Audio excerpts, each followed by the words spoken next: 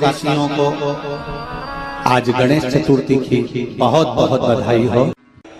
और गणेश पुराण में और देवी भागवत में दोनों में स्पष्ट वर्णन आता है कि अगर स्त्री चतुर्थी का व्रत करती है, चाहे बड़ी चतुर्थी हो छोटी चतुर्थी हो, किसी भी चतुर्थी का व्रत अगर स्त्री करती है तो उसके पति का तो उम्र बढ़ता ही है, साथ में उसके पुत्र का वैभव भी बढ़ता है। उसके पुत्र का वैभव भी बढ़ता है, उसकी संतान का सुख भी बढ़ता है। गणेश जी महाराज ने कहा देवता स्वीकार करें चाहे नहीं करें, मेरे भगवान शंकर और मैं मंदार के पुष्प को और शमी के पत्र को स्वीकार करेंगे। जो मनुष्य शमी के पत्र से हम दोनों की आराधना करेगा, मेरे पिता शिव जी की और मेरी आराधना करेगा, भूलवश भी शमी के वृक्ष का दर्शन जिस दिन व्यक्ति को मनुष्य देह में हो जाएगा, शमी के वृक्ष का यदि वो दर्शन भी कर लेगा, उस दिन 12 ज्योतिर्लिंग के दर्शन का पुण्य फल प्राप्त हो। कार्य सिद्धि के लिए 5 दुर्वा गणेश जी को चढ़ाई जाती है। आज भी दुर्वा गणेश जी को समर्पित करी जाती है, मात्र 5। कितनी? आज के जमाने में लोग गट्ठा बनाकर चढ़ा दें, वो अपनी जगह पर 5 दुर्वा पंचम इंद्रियों को वश में करने के लिए और भगवान के 5 जो स्वरूप हैं उनको अपने भीतर उतारने के लिए 5 दुर्वा। और दुर्वा में भी 3 गांठ। जब दुर्वा समर्पित करी जाती है तो उसमें नीचे दुर्वा की डंडी पर गांठ रहती है, 3 छोटी छोटी गांठें होना चाहिए। कितनी गांठ? जो भगवान को समर्पित करी जाए। जिस लड़के और लड़की का विवाह नहीं होता, जी की कथा करते हो, आपको नहीं मालूम कि गणेश जी कब फ्री रहते हैं। हमने कहा गणेश जी फ्री रहने का केवल एक समय होता है, एक टाइम होता है, एक पल होता है, एक घड़ी होती है कि गणेश जी महाराज हमारे घर में आ गए। गणेश जी की सबसे पहली जो आरती हो, उस आरती के समय पर अगर धूप बत्ती जलाई जाए या गोबरी को जलाकर उसमें गूगल छोड़ी जाए और गूगल छोड़ने के बाद गणेश जी का नाम ध्रुम वर्ण कह दिया जाए तो गणेश जी को तुम्हारे घर की पूजा स्वीकार करना पड़ती है। बस वो समय हम जानते, हम तो बस उतना जानते हैं कि शिव महापुराण में लिखा और मुद्गल पुराण में लिखा, गणेश पुराण में लिखा, गणेश जी का एक नाम होता है ध्रुम वर्ण। क्या नाम है? ध्रुम वर्ण गणेश जी का एक नाम होता है। जब हम धूप जलाकर और धूप लगाने के बाद में गणेश जी की सबसे पहली आरती करने के पहले अगर हम सबसे पहली आरती गणेश जी की कर रहे हो, अपने घर में स्थापना कर रहे हो, बिठा रहे हो, और तुम चाहते हो कि गणेश जी की आरती करने के पहले अगर हम सबसे पहली आरती गणेश जी की कर रहे हो, अपने घर में स्थापना कर रहे हो, बिठा रहे हो, और तुम चाहते हो कि गणेश जी मेरे घर में आके मेरी पूजा को स्वीकार करें और जो मांगू मेरा गणेश मुझे दे 10 दिन के अंदर, तो पहला नाम लेकर पुकार लेना ध्रुम वर्ण विनायक, बैठो, बस काम हो गया। वो फ्री होकर आता है, वो बैठता है, अलमस्तता में बैठता। जी महाराज को जो दुबा आप लोग समर्पित करते हैं उसको मोली से बांधकर कभी नहीं चढ़ाइए, मोली से धागे से बांधकर नहीं चढ़ाइए, दुबा से ही उसको लपेट दीजिए, दुबा से ही उसको बांधिए और प्रयास करा करो कि दुर्वा जहां गणेश जी का दांत टूटा है उसी ओर गणेश जी को समर्पित करिए। दुर्वा का क्रम है। मनोकामना प्राप्ति के लिए 21 दुर्वा, वंश वृद्धि के लिए 11 दुर्वा, कार्य सिद्धि के लिए 7 दुर्वा और अच्छे एग्जाम में पास होने के लिए 5 दुर्वा का प्रमाण शिव महापुराण में वर्णन है। भगवान गणेश जी मैया को प्रसन्न करने के लिए 8 रूप में धारण करते हैं। 8 रूप भगवान गणेश जी ने धारण किए। एक मयूरेश्वर गणेश, दूसरा सिद्धि विनायक, तीसरा बल्लालेश्वर, फिर वरद विनायक, फिर चिंतामणि, फिर गिरजात्मज, फिर भगवान गणेश विघ्नेश्वर अष्ट विनायक, फिर महागणपति। ऐसे गणेश जी के 8 नाम हुए। उस समय तिजोरी के अंदर जो गणेश की प्रतिमा रखी जाती है, किस नाम से रखी जाती है? तो तिजोरी में हम जो गणेश की प्रतिमा रखते हैं वो वरद विनायक के नाम से रखते हैं। कौन सा गणेश? वरद। वरद विनायक के नाम से तिजोरी में गणेश रखते हैं। मेरा भोलेनाथ आपको ना कभी दासी बनाना चाहता है, मेरा भोलेनाथ ना आपको कभी नौकर बनाना चाहता है, मेरा भोलेनाथ ना कभी आपको सेविका बनाना चाहता है। मेरा भोलेनाथ तो आपका हाथ पकड़कर इस संसार सागर से, भव सागर से उन्नति की ओर आगे बढ़ाना चाहता है। वो आपको डूबने नहीं देगा, वो आपको नष्ट नहीं होने देगा, वो आपको तकलीफ में नहीं आने देगा, वो आपको कष्ट की ओर नहीं जाने देगा। वो शिव तत्व है, वो शंकर, वो घड़ी पिताना मेरा वो शिव तत्व है। सुयशा, मैं तुम्हें दासी नहीं बना सकता, मैं तुम्हें सेविका नहीं बना सकता। तो सुयशा ने कहा फिर कोई सेवा मुझे दे दीजिए। शिव जी ने कहा सुयशा, तुम नंदी से विवाह कर लो और नंदी से विवाह कर कर तुम नंदी की धर्म पत्नी बन जाओगी। और नंदी की अगर धर्म पत्नी तुम बन गई तो जिस जगह पर नंदी मेरे मंदिर के बाहर बैठा रहेगा,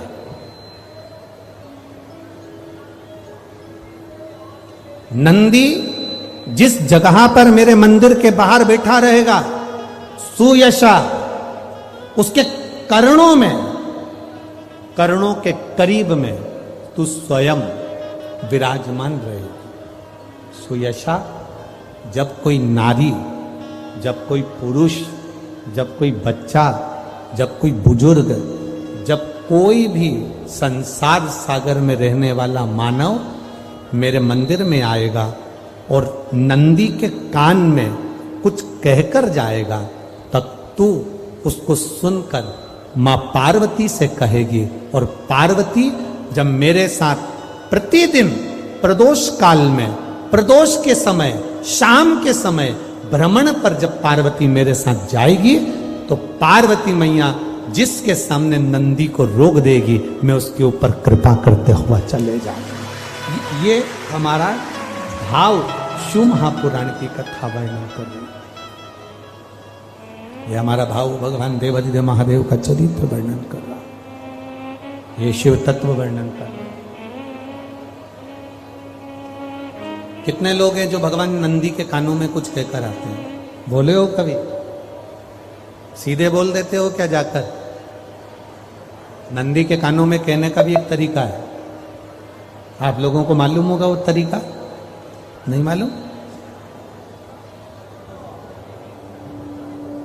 ये बेलपत्री की जो डंडी रहती है ना, बीच का जो भाग है, ध्यान दिए ना जरा सा, ये बीच की जो डंडी है, फिर से देखिए, बेलपत्री के 2 पत्ते और उसके पास में जो बीच की जो डंडी का भाग है, दिख रहा है आप लोगों को? ये 2 डंडी, ये बीच की 2 पत्ती और उसके बीच में जो 2 डंडी का भाग होता है। जब हम देवाधिदेव महादेव से कोई बात कहने वाले होते हैं ना कि बाबा बहुत दुखी हूं, बाबा बहुत तकलीफ चल रही है, बाबा मैंने एक कंपटीशन एग्जाम में परीक्षा दी है, बाबा मेरे जीवन में ये तकलीफ हो रही है, बाबा, तब इस बेलपत्री की जो ये डंडी होती है, इस उंगली से, इस अंगुष्ठ से इस डंडी को पकड़ा जाता है और बाबा के कर्ण में कहने से पहले ये हाथ को नंदी के ऊपर रखकर फिर हम बाबा के नंदी के कानों में कहते हैं और चलते समय इस बेलपत्र को अशोक सुंदरी की जगह पर चढ़ाकर वापिस सजाते हैं। देवाधिदेव महादेव को पार्वती की बात मानना ही पड़ती है और वो कहना ही पड़ता है। ये बेलपत्र की महत्व है। ये जितना फल एक बेलपत्र की पत्ती में, उतना की उतना फल हम आपसे फिर कहेंगे।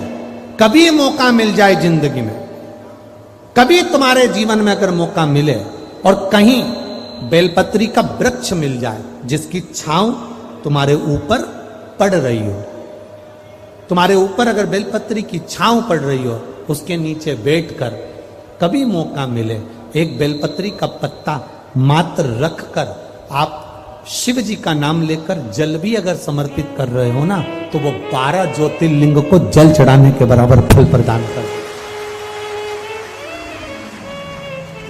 एक बेलपत्री का पत्ता, एक बेलपत्री का वृक्ष, एक बेलपत्री के वृक्ष की छांव हमारे जीवन को कृतार्थ कर देती है। धन बड़ा सुंदर भाव व्यक्त करता है। हमने पहले भी कथा में कहा, रायपुर की कथा में भी कहा और भाटापारा में भी कहा था, विषम परिस्थिति में किसी के हाथ जोड़ने से अच्छा है, किसी के पास जाकर बैठकर रोने से अच्छा है, देवादिदेव महादेव के मंदिर में एक लोटा जल धीरे धीरे एक बेलपत्री समर्पित कर कर, बेलपत्री की जो डंडी है बस शिवलिंग पर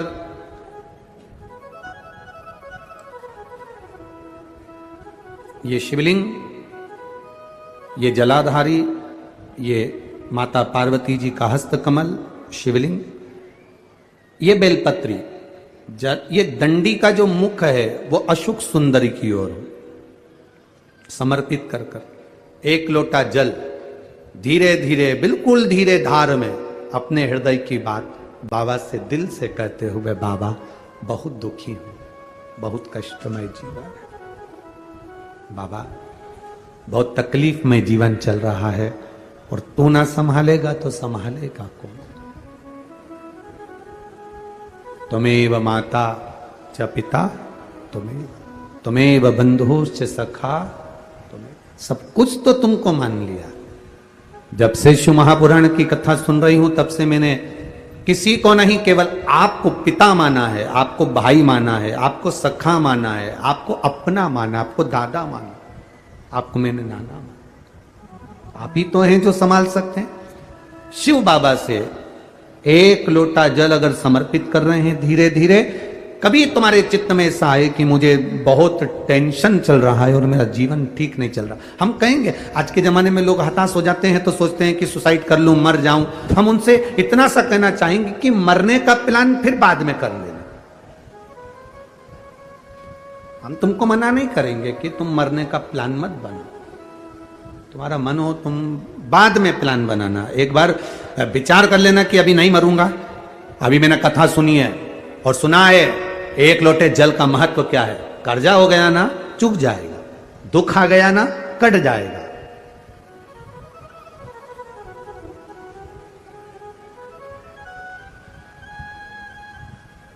कर्जा भी हो गया तुम कटेगा मिटेगा, मरना उसका कोई एक प्लान नहीं है कि कर्जा तुम मर जाओगे तो कर्जा तुम्हारा चुक जाएगा। ना ना ना ना, कर्जा हो गया ना चुकाएगा बाबा।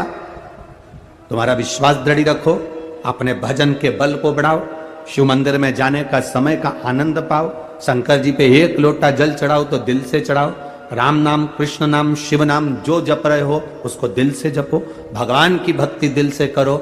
आया हुआ समय, आया हुआ दुख कटेगा, थोड़ा समय लगेगा, धीरे धीरे धीरे धीरे वो कट जाएगा। वो बर्तन होता है ना बहुत काला हो जाता है तो उसको माताएं रगड़ती है, वो साफ नहीं होता तो फिर क्या करते हैं उस बर्तन को? अगर बर्तन साफ नहीं हो ना तो फिर उसको क्या करते हैं, उसमें छाछ भर देती है, दही भर देती है, नींबू लगाकर छोड़ देती है, खट्टी चीज से वो साफ हो जाएगा। तो थोड़ा अगर समय लग रहा है और लगे कि तुमको कि ये ठीक नहीं हो रहा तो समझ लेना कि भगवान ने भी कोई छाछ भर दी होगी, भगवान सुन क्यों नहीं रहा, भगवान ने भी कोई दही भर दिया होगा, ये समर क्यों नहीं रहा, ये ठीक समय आ क्यों नहीं रहा। आएगा, थोड़ा बाबा पर भरोसा रखो, विश्वास रखो, सारी समस्या का हल एक लोटा आप बाबा को समर्पित करो। बोल बम का नारा है,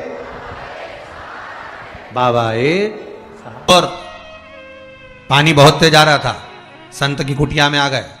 संत की कुटिया में जैसे चोर आए, आते सी चोर ने संत की कुटिया में आते सी संत ने पूछ लिया, कौन हो तुम, कौन हो? चोर ने कहा मैं चोर हूं, मेरे पास चोरी का सामान है। संत ने कहा चलो बाहर निकलो, हमारे आश्रम में रहोगे, चोरी कर कर आ रहे हो, चोरी का सामान लेकर आ रहे हो, चलो निकलो यहां से बाहर। और संत ने उसको धक्का देकर बाहर निकाला।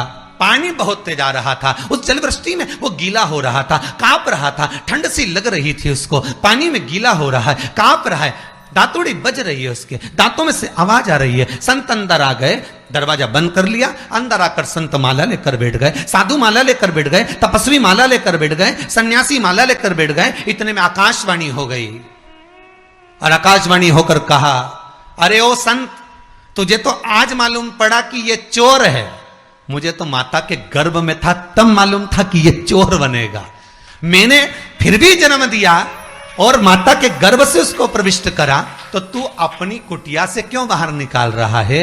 मुझे तो पहले से मालूम है, माता के गर्भ से बच्चे की जब नाल कटती है, बच्चा जब जन्म लेता है, माता के गर्भ से जब बालक जन्म लेता है, बालिका जब जन्म लेती है, माता के गर्भ से जब बच्चा जन्म लेता है, नाल कटते से उसका भाग्य लिख दिया जाता है कि ये क्या बनेगा, क्या करेगा, मृत्यु लोक में जाकर कितना इसको भजन करना है, कितना दान करना है, कितना पुण्य करना है, कितना सत्कर्म करना है, कितना नाम जाप करना है, कितना मंत्र जाप करना है, कितनी निंदा करना है, कितनी चुगली करना है, कितनी बुराई करना है, उसके लेख पर लिख दिया जाता है कि इसको इस समय पर इतनी बुराई करना ही पड़ेगी, इसको इस समय पर इतना भजन करना ही पड़ेगा।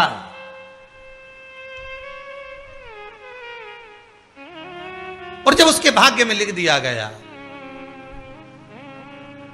उसके भाग्य में जब लिखा गया, तो फिर उसको वो करना ही है, चाहे तुम कितना 7 ताले में बंद कर दो तो भी वो करेगा, तो भी करेगा।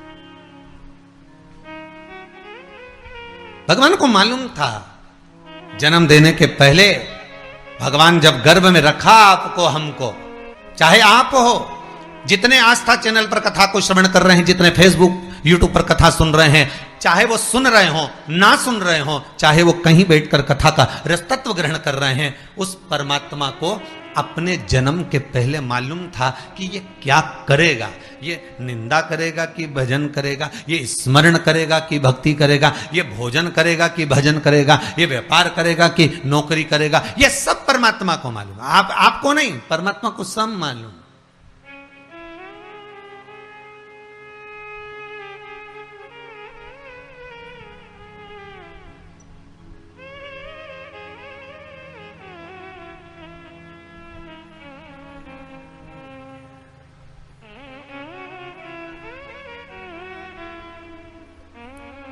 यशोदा जी की गोद में भगवान कृष्ण को जब देखा गया, यशोदा जी की गोद में जब लाला को देखा गया, महाकाल राजा ने, मेरे भगवान भूत अधिपति भूतेश्वर मेरे शिव ने कहा कि इसके मस्तक पर काल मंडरा रहा है, इसके मस्तक पर काल मंडरा रहा है, ये कह दिया।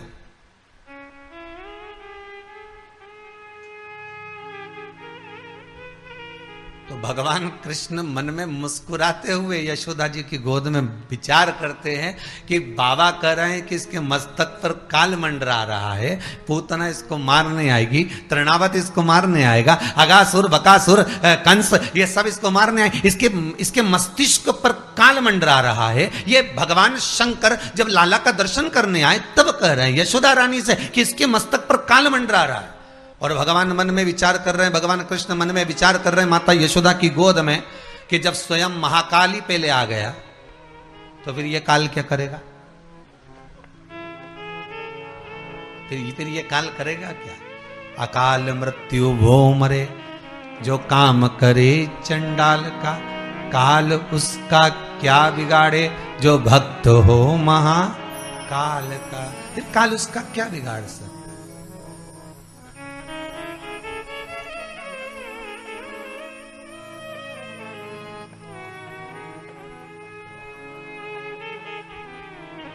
तो बिगाड़े तो बिगाड़े क्या?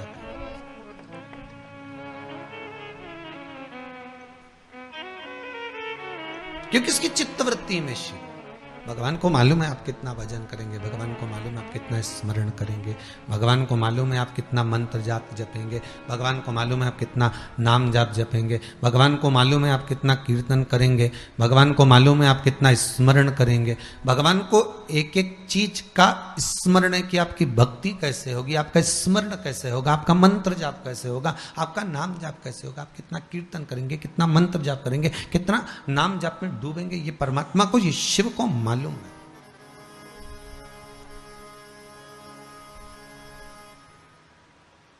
भगवान को ये ज्ञात है, पर हम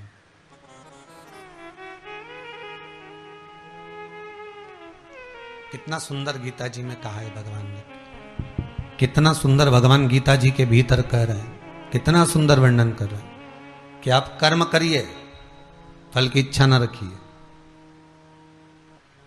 आप तो केवल कर्म करो।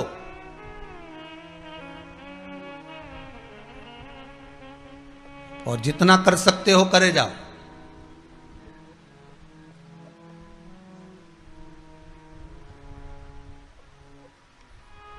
जिस पल, जिस घड़ी, जिस क्षण आपको लगे कि अब मैं कर्म करते करते हार गया, थक गया, अब मेरे बस का कुछ भी नहीं रहा, तब फिर विचार कर लेना। पर कर्म से पीछे मत हटना।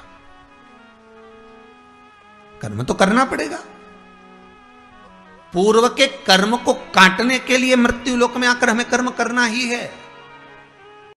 केवल एक बार ओम नमः शिवाय बोलने पर कोई शंकर के चढ़े हुए जल को भी अपने ऊपर छींट लेता है तो उसका रोग समाप्त हो जाता है। दूसरी बार 2 बार नमः शिवाय बोलकर जो शंकर के जल को अपने ऊपर छींट लेता है उसकी जिंदगी सुधरना प्रारंभ हो जाती है। 3 बार ओम नमः शिवाय बोलकर जो शंकर के चढ़े हुए जल को अपने ऊपर छींट लेता है वो भव सागर से मुक्त हो जाता है। जितने आस्था चैनल पर कथा सुन रहे हो, जितने फेसबुक और यूट्यूब पर सुन रहे हो, बहुत सावधानी से सुनना। पंचमी कौन सी तिथि? पंचमी। चाहे वो शुक्ल पक्ष की हो, चाहे वो कृष्ण पक्ष की। शिव महापुराण की कथा कहती है आपको सुख अनुभव हो जाए, कार्य सिद्ध। जिंदगी में कभी संपदा कम नहीं हो सकती, संपदा बढ़ती ही चली जाती है। संपदा घट नहीं सकती, बढ़ेगी और घटेगी। कष्ट नहीं आ सकता, रोग बीमारी तकलीफ नहीं आ सकती। आपके लिए तो लाभदायक है, समझ लो ये कथा। शास्त्र कहता है कि जिसके घर में संपदा की कमी हो, पैसा आ ही नहीं रहा हो, सब दूर उलझ गया हो, बहुत टेंशन चल रहा हो, पंचमी तिथि के दिन गन्ने का रस जानते हो? ईख का रस, गन्ने का रस तुलसी जी के क्यारे में हाथ में लेकर 7 बार अपना नाम और गोत्र बोलकर छोड़ दो। जिंदगी में 3 साल में तो करोड़पति बनकर बैठ जाओगे, कभी लक्ष्मी की कमी नहीं आ सकती। तैयारी में बैठे रहोगे कि फिर पंचमी तिथि आए। हमारे यहाँ सांपों की पूजन कौन से दिन होती है, कौन सी तिथि में करते हैं? जम के बोलो जरा। नाग पंचमी। नाग पंचमी का मतलब क्या है? सांपों की पूजन करो। नाग पंचमी का मतलब होता है शंकर जी के मंदिर में जाकर 1 लोटा जल समर्पित कर दो। उसका कारण क्या है कि हमारे परिवार में, हमारे कुटुंब में, परिवार में कोई 7 पीढ़ी के अंतर्गत भी अगर कोई जीव तड़प रहा होता है, पड़ा हुआ होता है, उसकी मुक्ति नहीं होती है, तो पंचमी का चढ़ा हुआ जल उस जीव को प्राप्त हो जाता है और वो जीव तर जाता है, उसका फिर जन्म नहीं होता, वो तर। श्री शिवाय नमस्तुभ्यं। मेरे चैनल को सब्सक्राइब करें, बेल आइकन प्रेस करें, जिससे कि आपको लेटेस्ट वीडियो की नोटिफिकेशन मिल जाएगी।